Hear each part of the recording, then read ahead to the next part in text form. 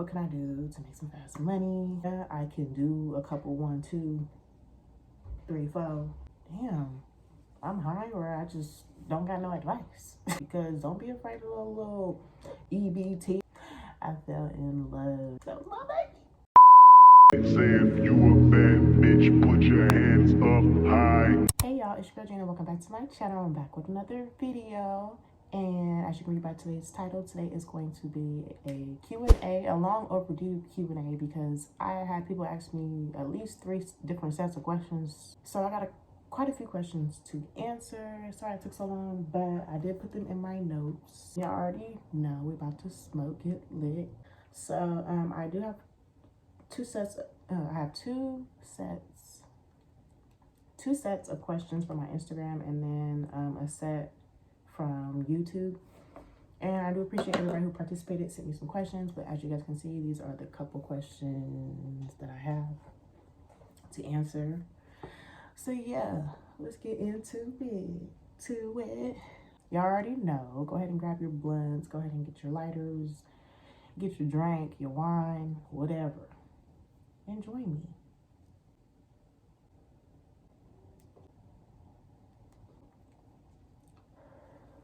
So y'all, let's get started. First question, and I'll put the questions on the screen. How are you mentally? Mentally, I would say I'm doing pretty well. Can't complain. Of course, there's the usual, life stuff, kids, bills, things like that. But I think overall, mentally, I'm doing really well. Like, I'm in a very good headspace. I have been working out consistently, eating food consistently, and I just feel good overall consistently. So mentally, your girl's doing well. So thanks for asking. I'm sorry if I got weed on my lip, but as y'all can see, the lip gloss is glossy.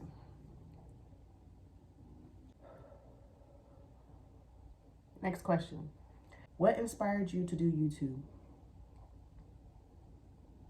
Honestly, that's a good question. I think I just, years ago, I just got into YouTube. I like talking to myself. I really do. It may sound weird, but I do. And I love to vlog. I love to share little pieces of my life. I love to edit. I love to put the little music, just seeing all the different little things that you can do. So I don't know exactly what inspired me, but it was never for a bunch of subscribers. It was never for the money. It was just for me. I guess I inspired myself. I love memories. I love the camera, pictures, things like that. So if I have a YouTube video that I can look up from years ago and I'm like, wow, my kids have grown. Wow, we did this. I just love to share my experiences. Do you prefer blunts or joints? I should prefer joints, health-wise.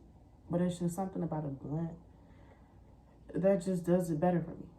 What's your biggest challenge when it comes to raising your kids? That's a good one. My biggest challenge is, I would say just doing it alone. Obviously, parenting was never intended for one parent to do the job by themselves. It's a 2-parent job, so I would say that's the biggest challenge when it comes to raising my kids, doing it by myself, making sure I have sitters, paying these bills by myself, because my rent alone is $18.90 by myself, and it's just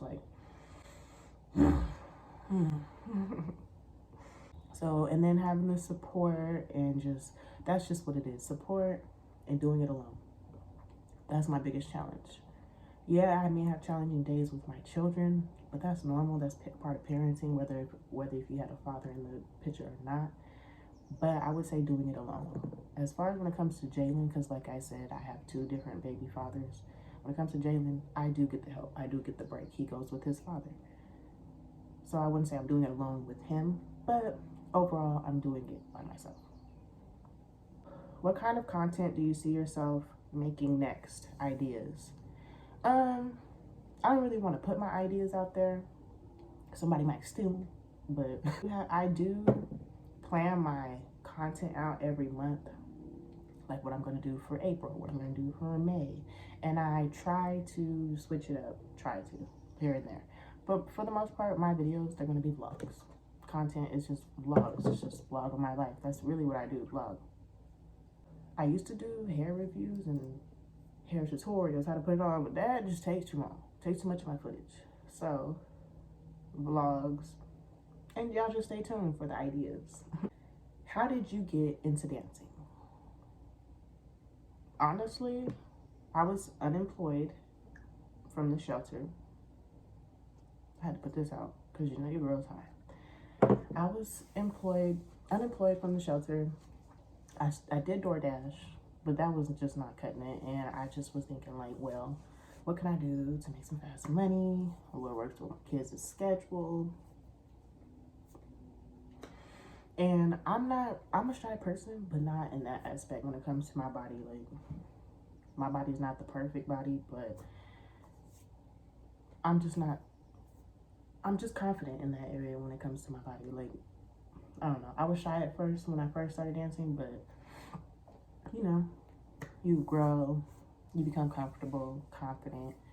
So I would just say what got me into dancing: the money, the schedule, the flexibility. Because honestly, with 3 kids and barely any help, it's really, to me, very hard. I'm not going to say it's impossible, because it's possible. But babysitters are so expensive. Daycares are so expensive.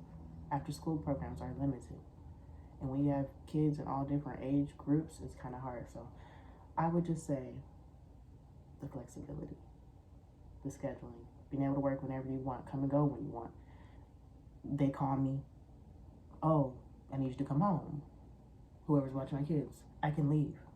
Normal job, you kind of gambling with that. Like, you kind of gambling with that. So I just like the freedom, self-employment, making your own money, come and go, make your own rules, make your own fees, prices, whatever. So that's what got me into dancing, pretty much. I hope that answered your question. How did you learn how to perfect your pole techniques? First of all, thank you, because I don't think my pole techniques are perfect. Yeah, I can do a couple 1, 2, 3, 4. But I need to get on my pole more. I have it here, and I get on it maybe once every 2 weeks. I need to work on my combos. I really want to learn how to do the Aisha. If you don't know what the Aisha is, I will insert a clip or a picture of what it is. It's so hard for me to get the hand motion. But anyways, yeah, I wouldn't say they're perfected, but I just practice. And I'm a visual learner, so if I want to learn something, a move that, if I want to learn a move, I just put on a YouTube video of somebody doing it, and I just keep looking at it, watching it slow, pausing, seeing where their hand movement is. And I'm a visual learner, like I said, so once I watch it, then I get on the pole, and then I practice it to like get it, pretty much. And speaking of that, I did learn the move. If you're on my Instagram, you already know that, but I'll probably show y'all one day. But I did learn the move visually, and I learned how to do it visually. Single mom advice. Single mom advice, I would just say, no matter how you feeling, you gotta keep going. Ain't nobody gonna take care of them babies like you. So yeah, there's plenty of days you don't want to do it. You don't want to get up. You don't want to feed. You don't want to clean. You don't want it, but you have to. So I would just say keep going, no matter how hard it is. Those babies, they love you like nobody else. Like, they love you when you're looking crazy. When you come home, take your wig off. When you're on the toilet, they love you. So I would just say keep going for them. Single mom advice. I would say don't have everybody around your kid, for real. Don't have everybody around your kid. If you're a single mom and you want to date, go ahead and do that, but keep that away from your kids until you're for certain that they are worthy enough to meet your kids, you know? Single mom advice. Damn, I'm high, or I just don't got no advice. Also, single mom advice. Look into your government programs. Look into everything that you may qualify as a single mother, because don't be afraid of a little EBT, a little food stamp. You know how much these groceries cost out here? Go on to their office and apply. If you're eligible, single mom, get the help that's available to you. Why not get free money? Why not? Why not get the free help? because they do have like housing stuff for single parents. They have, like I said, food stamps. They have cachet where you get money a month for kids, I guess. They have Wick. They have, what else they got? I know they got Section 8. I know that should take a while to get on, but apply. You never know. If you're on the food stamp program, I know that in the past they've had like where you qualify for a phone, so you get a free phone. Like, just see the resources that are available to you.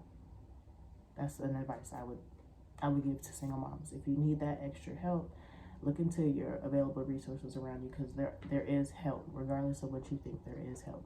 And that Wick, speaking of Wick, I need to get on that. Damn, I think I got about one more year. Jalen's 4. I think they stop at 5. I don't know. But you get the Wick with the free milk, the bread, the cheese, the beans, the fruit, veggies, what else?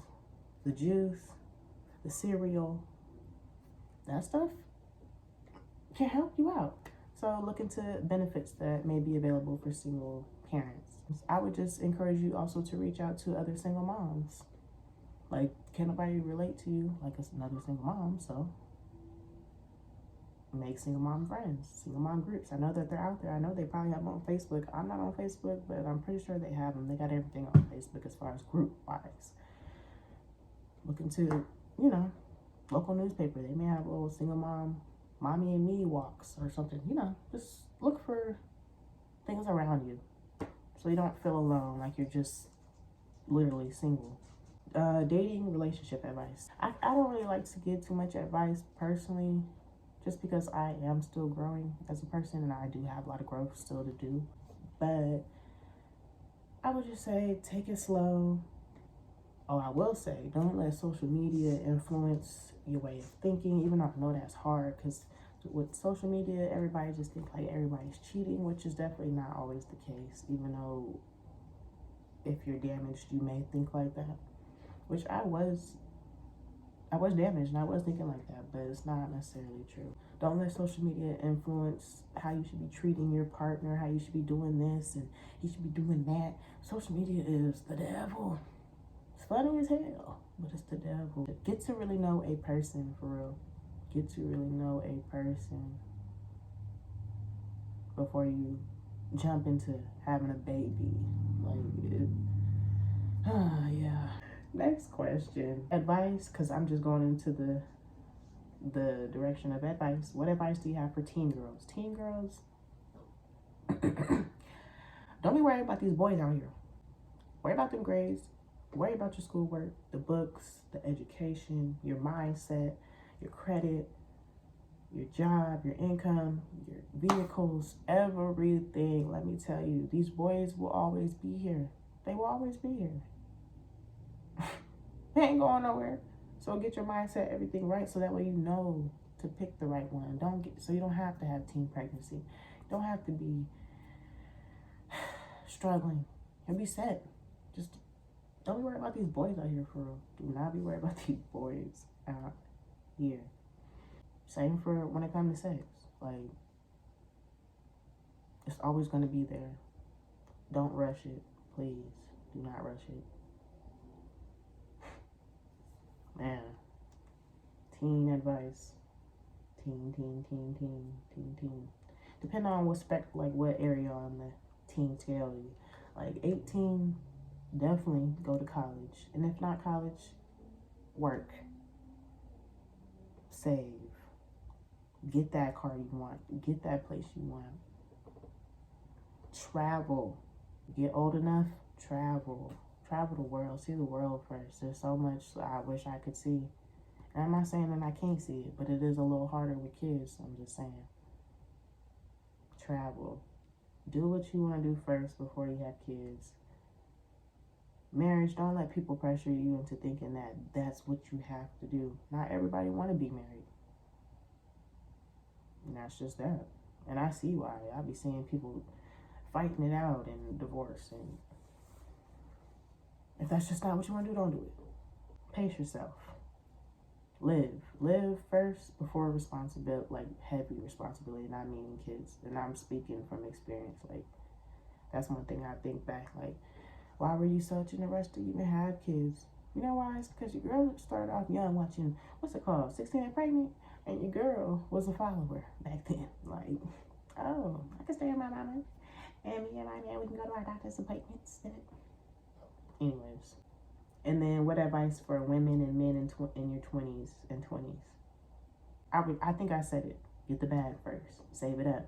So that way you can afford to have children. Not saying I can't afford to have children, but I would like to be in a better position.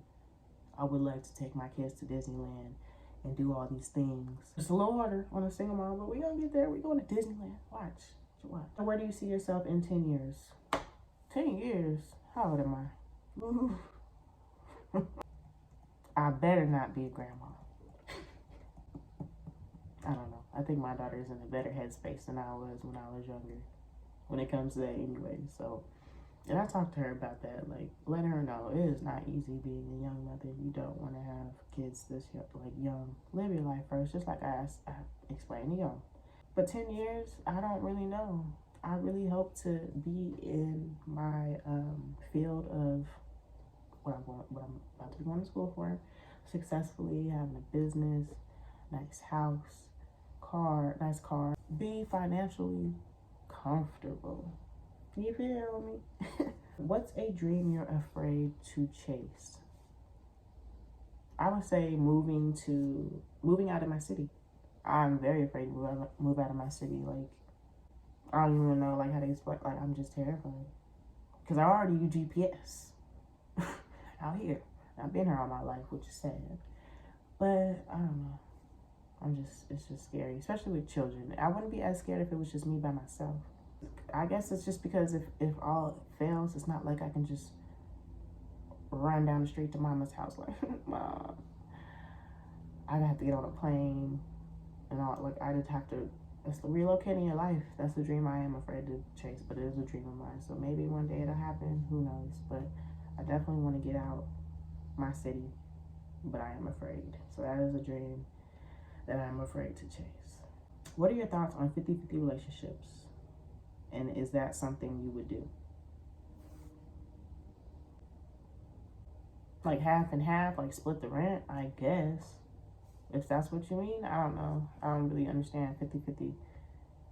But me personally, when it comes to spending in a relationship, the man's spending, but I'm also spending back, you know? Like, they call it tricking. Like, I'm a big trick when I really like you.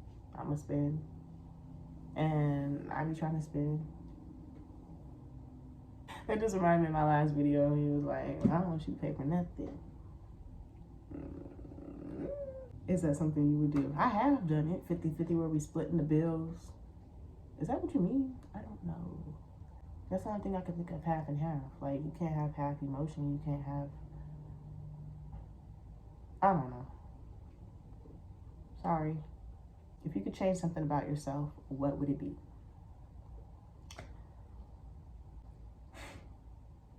I love me, and I'm gaining the weight. I'm getting my natural BBL or whatever. Not like I ever wanted a BBL, because I don't want to look like everybody else, so that's why I'm just doing how I'm doing it.